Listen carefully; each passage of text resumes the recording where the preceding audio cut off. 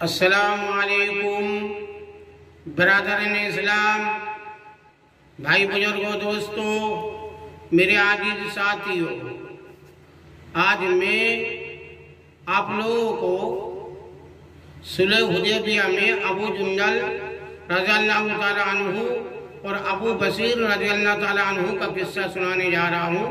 تو آپ لوگ میرا یوٹیوب چینل کو سبسکرائب کیجئے اور لائک کیجئے اور کمنٹ کیجئے اور شیئر بھی کیجئے۔ آپ لوگوں کا لائک، کمنٹ، شیئر یہی ہمارا محنت کا پھل ہوتا ہے۔ اب میں مدعے پہ آتا ہوں۔ سن 16 ہجری میں حضور اقدس صلی اللہ علیہ وسلم عمرے کے ارادہ سے مکہ تشریف لے جا رہے تھے۔ کفار مکے کو اس کی خبر ہوئی۔ کفار مکے کو اس کی خبر ہوئی اور وہ اس خبر کو اپنی ذلت سمجھے، اس لیے مزاحمت کی اور حدیبیہ میں آپ کو رکنا پڑا۔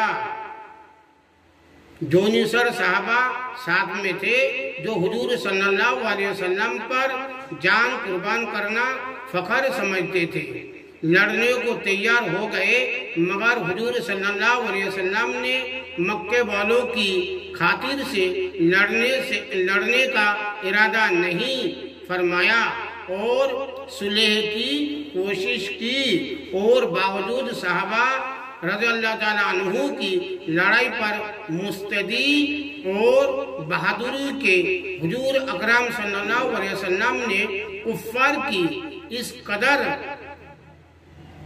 رعایت فرمائی کہ ان کی ہر شرط کو قبول فرما لیا۔ صحابہ رضی اللہ تعالیٰ عنہ کو اس طرح دب کر صلح کرنا بہت ہی ناگوار تھا، مگر حضور صلی اللہ علیہ وسلم کے ارشاد کے سامنے کیا ہو سکتا تھا کہ جانثار تھے اور فرما بردار، اس لیے حضرت عمر رضی اللہ تعالیٰ عنہ جیسے بہادروں کو دبنا پڑا۔ صلح میں جو شرط ہوئی، ان شرطوں میں ایک شرط یہ تھی کہ کافروں میں سے جو شخص اسلام لائے اور ہجرت کرے، مسلمان اس کو مکہ واپس کر دے، اور مسلمانوں میں سے خدا نخواستہ اگر کوئی شخص مستعد ہو کر اسلام سے پھر کر چلا آئے تو وہ واپس نہ کیا جائے۔ یہ صلح نامہ ابھی تو پورا لکھا بھی نہیں گیا تھا کہ حضرت ابو جندل ایک صحابی تھے جو اسلام لانے کی وجہ سے طرح طرح کی تکلیفیں برداشت کر رہے تھے اور زنجیروں میں بندھے ہوئے تھے۔ اسی حالت میں گرتے پڑتے مسلمانوں کے لشکر میں اس امید پر پہنچے کہ ان لوگوں کی حمایت میں جا کر اس مصیبت سے چھٹکارا پاؤں گا۔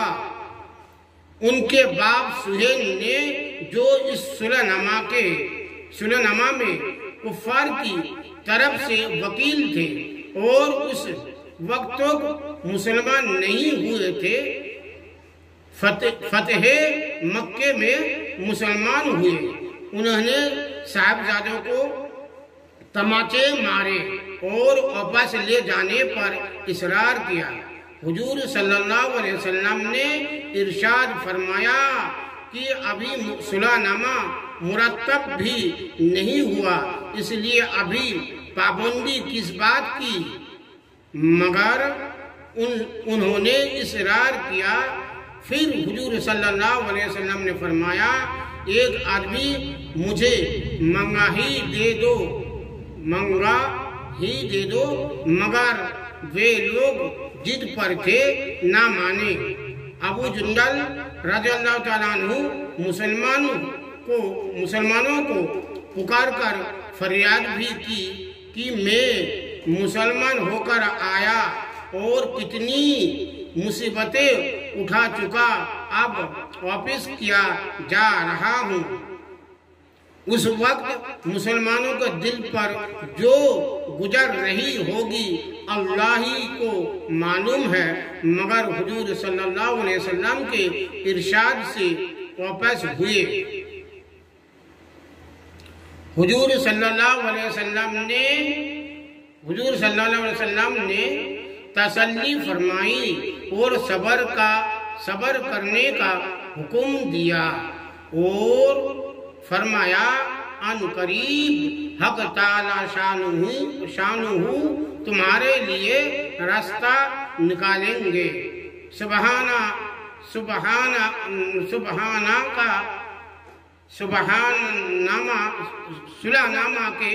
सुलहनामा के मुकम्मल हो जाने के बाद एक दूसरे सहाबी अबू बसीर सुलहनामा के मुकम्मल हो जाने के बाद एक दूसरे सहाबी अबू बसीर भी मुसलमान होकर मदीना मुनव्वरा पहुंचे।